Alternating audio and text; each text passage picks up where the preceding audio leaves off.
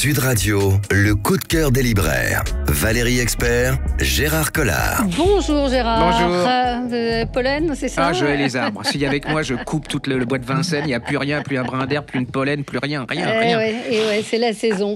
C'est la saison. Vous n'avez pas un joli livre sur les arbres? Bah si, tiens, vous en avez un devant vous. C'est votre coup de cœur, mais ça n'a rien à voir. Non. Alors, on commence par quoi? Alors, par trois. Alors, ça, c'est vraiment une découverte. Hein. Je suis tombé dessus. C'est un de mes gros trucs de cette rentrée, de ce début d'année. Ouais. C'est Patrice Guirao. Ouais. Guirao. Ça s'appelle 3 noyaux d'abricots aux éditions Au Vent des Îles. C'est magnifique. C'est magnifique. Et regardez la couverture. Vous nous regardez en podcast. D'ailleurs, vous êtes de plus en plus nombreux. Ouais. La couverture est absolument sublime. Alors, c'est l'histoire d'un petit garçon. Hein.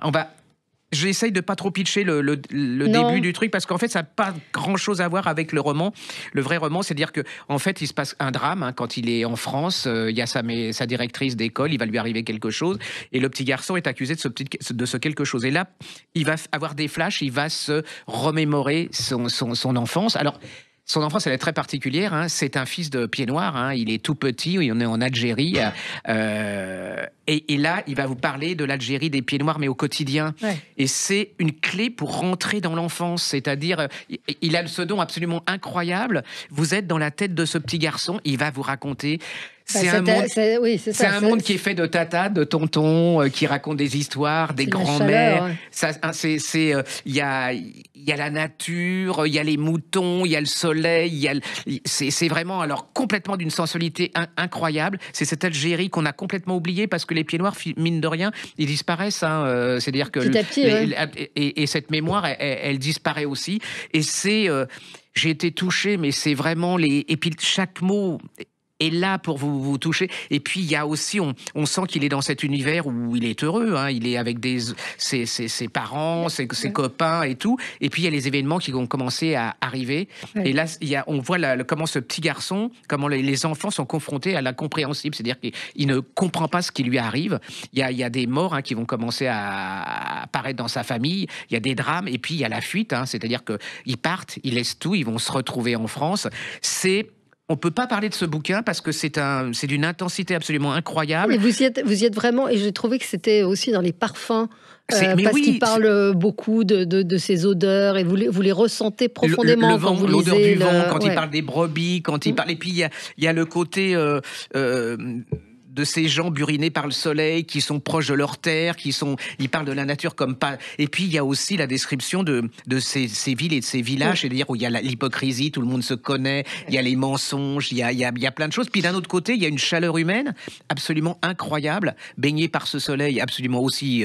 et qui est partout, c'est luminé, c'est ce que vous dites, il y a plein d'odeurs. Il y a plein d'odeurs, et puis sa plume est à la fois... c'est parfois très dur, par moments très noir, mais il y a toujours de la poésie dans la... et pas neuneux comme vous dites. C'est vraiment du tout, c'est au contraire très beau, très beau. Oui, psychologiquement et quand je dis c'est de la poésie, alors c'est pas trop mon truc, je suis pas très poète, mais là c'est vraiment on ressent la poésie de la vie de ce gamin. Moi j'ai été complètement fasciné, personne n'en parle et je trouve que c'est un des plus beaux romans de ce début d'année.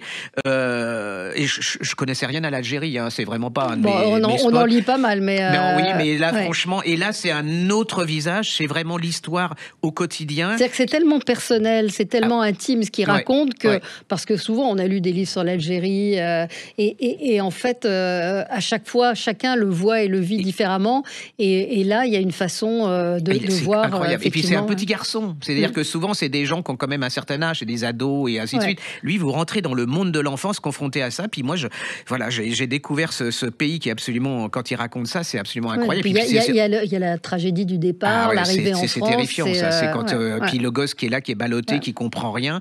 Et puis c'est une page d'histoire aussi. Moi, j'adore ce genre quand la grande histoire, elle est faite racontée par les petits gens, les gens ordinaires, ce qu'on appelle les gens ordinaires. C'est vraiment, allez-y, c'est merveilleusement écrit. C'est rarement raconté par un enfant, enfin avec les yeux d'un enfant. C'est ce qui est très vraiment, touchant. Et puis ça sonne juste. C'est-à-dire qu'il y a des gens qui ont essayé de raconter l'enfance, bon, mais on sent que c'est l'adulte qui raconte l'enfance. Et là, on est complètement pris, on est devenu l'enfant qu'il est, puis on est ébahi, on est surpris, on peur avec lui, on a la colère, on est...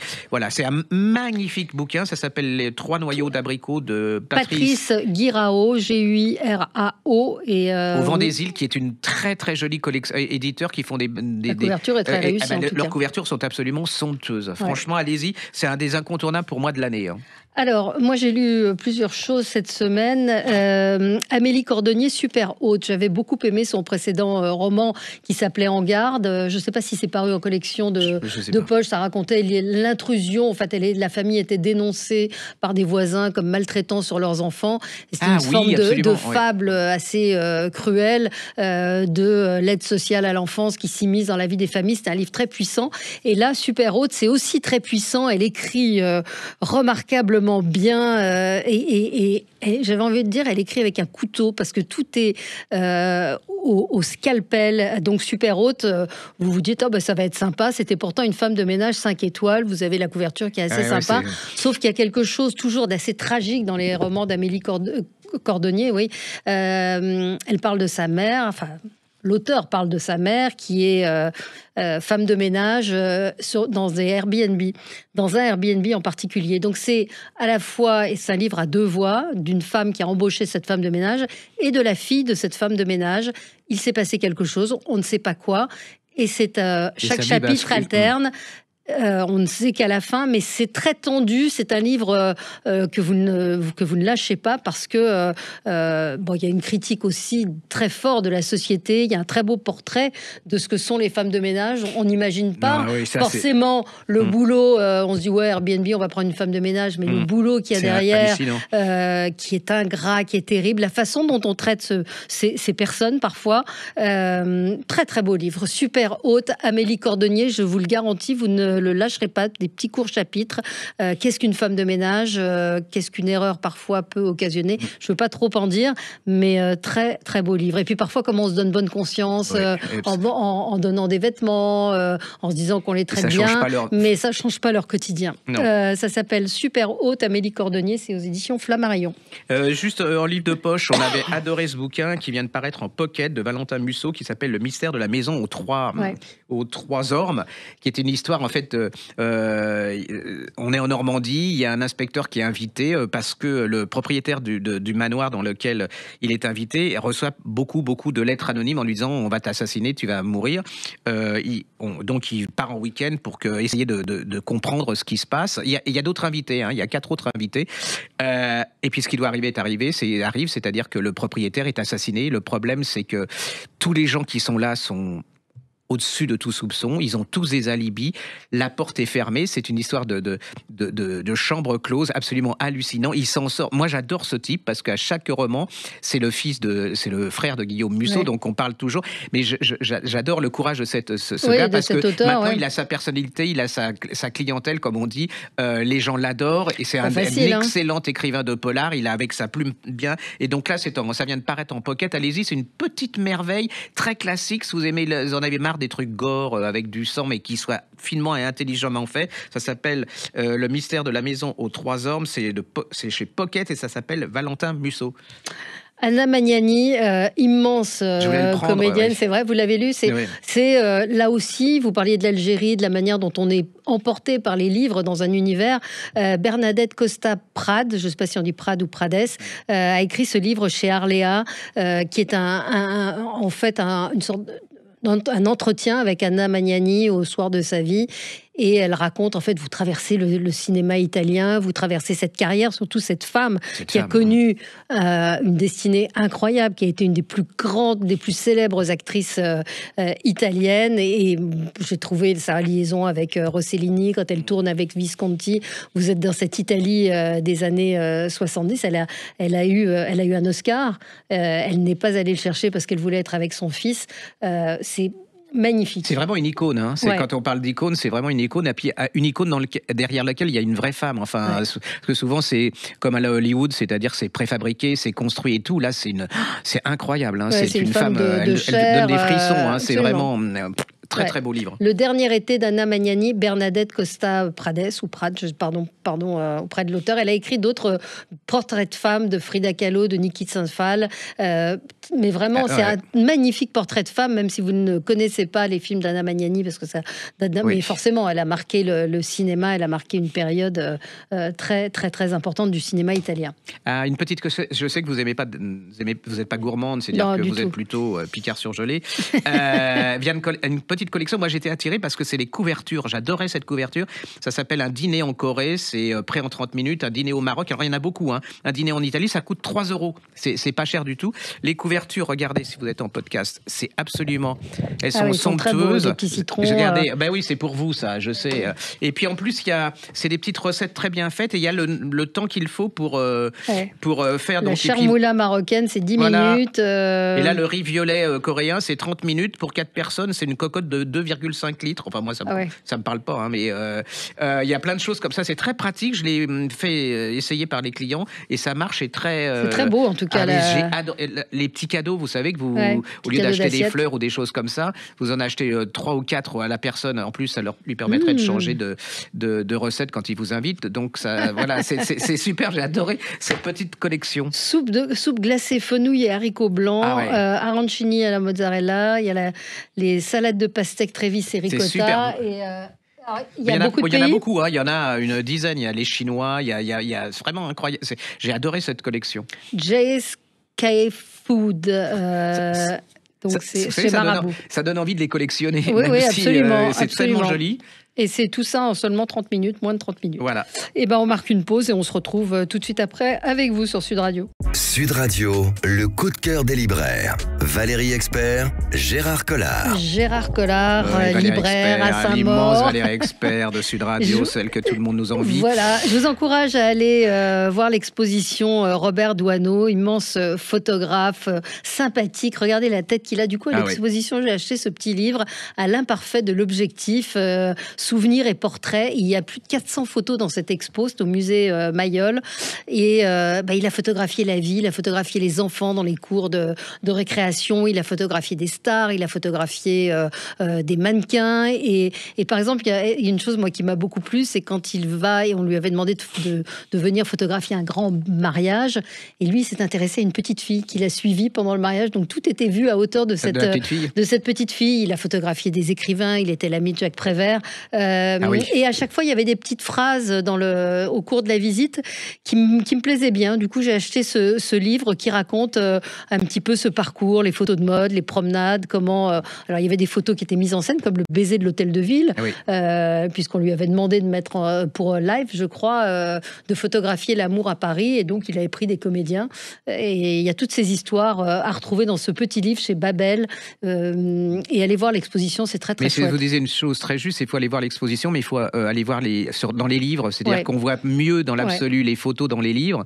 Et puis cet homme, c'est un peu comme il y a des écrivains, des gens ordinaires comme Philippe Blondel. Absolument. Et lui, il raconte à travers ses photos des gens qu'on oublierait, qui n'existent pas, pour ainsi dire. C'est dans les cafés, il a fait énormément de photos dans les cafés, les mineurs, c'est les vrais gens. C'est les vrais gens, enfin ceux qui font marcher la machine, dont on ne parle jamais. Et il y a justement notre idole, Jean-Philippe Blondel, Un été 79 aux éditions L'Iconoclaste. Donc on retrouve la nostalgie qui lui est chère, on retrouve l'écriture de Jean-Philippe Blondel, on retrouve... c'est Jean ordinaire. Oui, c'est dernier été des années 70, une famille qui se déchire, les parents ne s'entendent plus, les frères se détestent, il y en a un qui est jaloux de l'autre, et puis le père décide de les emmener en village vacances. Et donc, c'est la petite musique de Jean-Philippe Blondel, où vous vous retrouvez au cœur d'une famille, de ses joies, de ses peines. Enfin, ça paraît cliché à dire, mais... comment ce bonheur quotidien, finalement, va peut-être sauver cette famille. Et c'est marrant parce que j'en parlais avec un ami qui, lui, l'a lu et c'était son époque. C'est-à-dire qu'en fait, il a retrouvé... il me dit, j'ai retrouvé les sensations du... Vous savez, quand vous avez votre bac, vous êtes un peu libéré. C'est la fin des années 70, le disco, il y a le punk, les premiers émois, enfin vraiment la première fille qu'on connaît vraiment bien, quoi. Et il s'est retrouvé complètement dedans. Il me dit, ça a été vraiment comme une bulle de souvenirs. Il me dit, il y a un moment, il lisait plus le livre, il se remémorait sa vie à travers ces personnages. Et je trouve trouve que c'est des livres, mine de rien, qui sont importants parce que c'est vrai que c'est comme pour Doisneau, s'il n'y avait pas ces tirements, on ne saurait plus comment étaient les gens, entre parenthèses, invisibles ou normaux, enfin comme nous, quoi, et dont on ne parle que très peu dans les grands films ou les choses comme ça. Oui, mais je pense que ça parle à ceux qui sont nés dans les années, fin des années 50, début des années 60, 60, et puis il écrit, enfin lui aussi il vous emmène, Jean-Philippe Blondel, à chaque fois il écrit magnifiquement bien, il vous emmène dans son histoire, dans son univers, vous êtes dans une petite bulle nostalgique et vraiment c'est très très chouette. Alors, je vais vous faire découvrir. Alors, j'adore. Il y a plein de petites maisons. Enfin, petites, c'est pas péjoratif. Des maisons d'édition. Là, c'est les éditions du Gros Caillou. C'est une de mes. En ce moment, je sais pas pourquoi. Si vous savez, c'est comme quand vous aimez les fraises, vous en mangez tous les jours et que vous voulez des fraises tout le temps. Et là, je me suis focalisé sur cette édition. Et c'est de Rose Mallet. C'est une Française. S'appelle Et ensuite le silence. Alors là, psychologiquement, la fille, elle est dans le cerveau des gens. Hein. Je ne sais pas comment elle fait, mais elle est dans l'intimité. Alors on est dans une famille heureuse.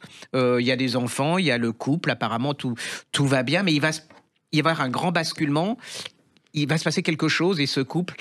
Il y a qui est le coupable. Je ne vais pas vous en dire plus parce que je me fais insulter chaque fois. Il faut pas, mais alors, ça commence un an avant la chose qui va se passer, et ils ont, comme on appelle ça, un carnet intime, c'est-à-dire qu'ils se racontent et on voit comment ce couple, toute cette famille, qu'est-ce qui se passe, qu'est-ce qui va amener à cette chose qui va arriver, et savoir pourquoi c'est arrivé, qui a fait quoi, c'est psychologique, c'est addictif. Hein. Au début, et là vous tournez, c'est comme c'est comme si vous aviez volé un carnet intime. Vous savez, il y a rien de pire de mieux que de voir ce que les gens pensent. Et donc là, vous regardez, vous allez dire, mais qu'est-ce qui va se passer ? Et lui, puis lui, il est pas si sympa que ça, ni elle non plus. Enfin, c'est un peu l'art psychologique absolument génial. Je me suis fait avoir. Dans l'absolu, vous dites, il se passe rien, mais en fait, il va se passer plein de choses. Pour moi, c'est une révélation. Je ne sais pas qui est cette fille, mais psychologiquement, elle pourrait remplacer Lacan, Freud, je ne sais pas quoi. Elle a un sens, en plus d'écrire. La construction est hyper originale, je trouve. Et vous êtes pris dans l'engrenage et vous ne lâchez plus. Il faut vous précipiter parce que là, à mon avis, vous ne connaissez pas et vous allez tout dévorer. C'est comme moi, je commence à chercher tous les livres d'elle. Ouais. Ça s'appelle... et ensuite, Le Silence, c'est aux éditions du Gros Caillou et elle s'appelle Rose Mallet. Allez-y, ça, c'est une nouvelle pointire. Hein, c'est une... AI, donc ça, passez pas à côté si vous les frimez dans les dîners en disant vous connaissez Rose Mallet, et là ils vont pas connaître, donc vous commencez à leur dire, et là vous allez pouvoir frimer et dire vous passez à côté d'un personnage hors norme et d'une auteure, elle est pas en devenir, elle l'est, et je pense que elle a écrit pas mal de livres. Oui, c'est ça. Donc c'est pour ça que je vais me commencer à me précipiter pour aller lire les autres. Quoi. Voilà. Bon, alors on va le lire. Qu'est-ce qu'on a encore ? Il y a cette collection aux éditions du Chêne, voir l'Italie en train. Ça va bientôt être les longs week-ends. Bon, c'est un peu tard. Mais cette collection est absolument géniale. Donc là, c'est l'Italie avec des parcours, avec des adresses, avec des photos qui sont superbes. Les photos sont magnifiques et ça fait rêver, quoi. Le train, quand il est confortable. Vous aimez bien le train. Oui, mais là, c'est vraiment. Je suis un fanat de train, mais là, c'est vraiment une réussite. Et puis en plus, ça marche. C'est 50 trajets.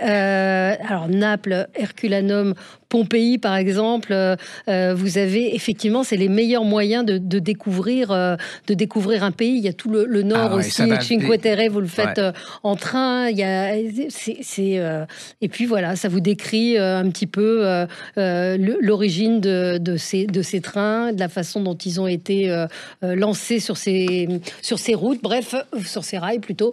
Voir l'Italie en train, c'est aux éditions du Chêne. Magnifique livre. Alors vous préparez votre trajet à l'avance, évidemment, mais ça fait rêver, ça vous fait voyager. Vous voyez, vous avez par exemple sur Florence, l'art d'arriver à Florence, et il y a des villes comme Florence Venise, ou comme arriver Venise. En train à Venise, c'est absolument fascinant. Quoi d'autre, Gérard ? Alors vient de reparaître, c'est pas nouveau, mais moi j'avais adoré et j'adore toujours. C'est les mémoires de Marlène Dietrich dans la collection Les Cahiers Rouges chez Grasset. Et c'est une femme extraordinaire. Hein. Quand on dit femme extraordinaire, c'est pareil que Magnani. C'est une icône. C'est une femme qui a quitté l'Allemagne, qui s'est battue contre les nazis, qui a connu tout Hollywood, qui a une personnalité absolument incroyable, qui a une fin assez dramatique dans la solitude. Mais c'est Hollywood et tout au quotidien. C'est-à-dire que vous allez découvrir des choses absolument incroyables. Elle va vous dire qui mange quoi, c'est vraiment, vous y êtes dedans. C'est une machine à remonter le temps. Alors, je dis pas qu'elle dit tout, mais elle les a publiés à quelle époque de sa vie? Oui, bien après. Enfin, je veux dire, elle parle vraiment une fois qu'elle a connu vraiment beaucoup de gens.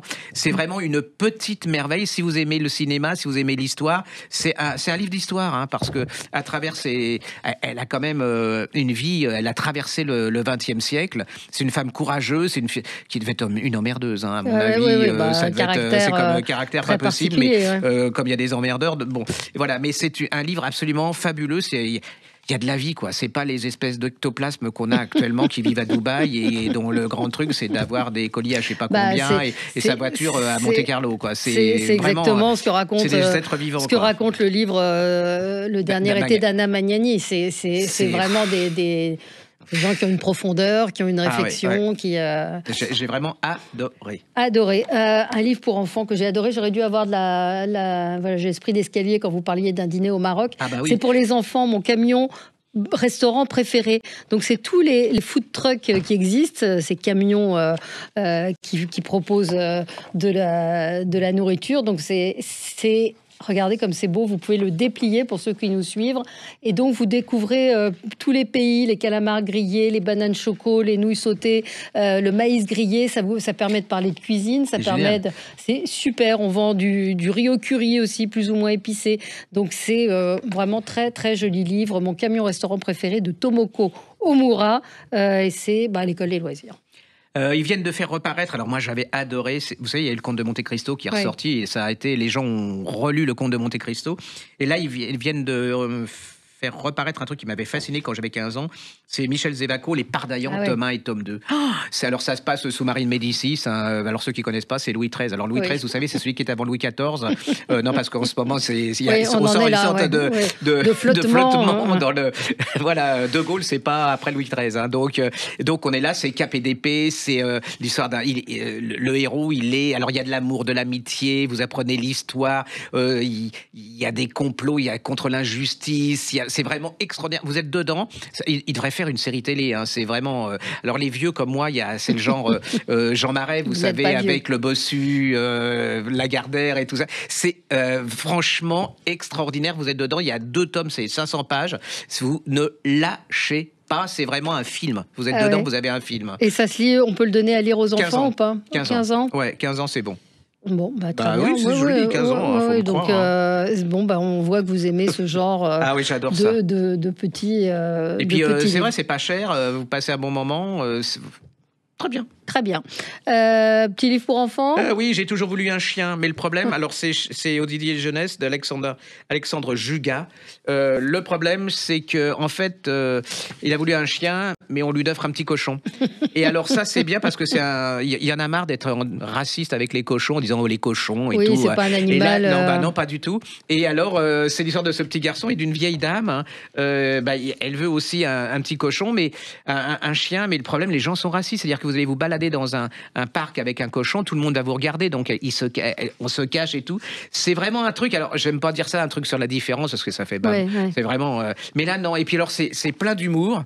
Et puis il y a une chute, vous allez voir à la fin. Je vous dis pas la fin, truc, mais c'est un très très beau livre. C'est beau. Les illustrations sont sympas. C'est plein d'humour. C'est complètement.